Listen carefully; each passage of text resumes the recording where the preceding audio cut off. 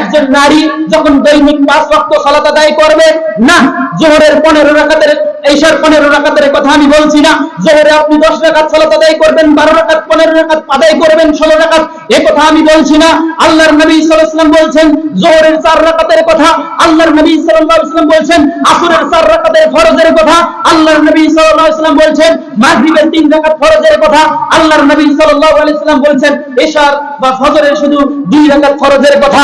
আল্লাহর নবী সাল্লাল্লাহু আলাইহি ওয়াসাল্লাম বলছেন আল মারআতু ইযা সাল্লাত খামসাহা, একজন নারী যখন দৈনিক 5 ওয়াক্ত 17 রাকাত ফরজ নামাজ আদায় করবে, অন্য কোন নফল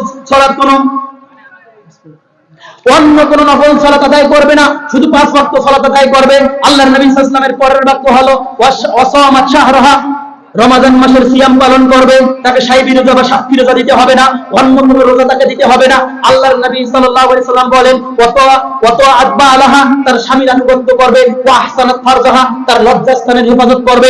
রাসূল সাল্লাল্লাহু আলাইহি সাল্লাম বলেন এই 4টি কাজ করবে, ওই নারীকে আর কোনো কাজ করতে হবে না, ওই নারীকে আর কোনো কাজ করতে হবে না, ওই নারী এখন জান্নাতে যাবে।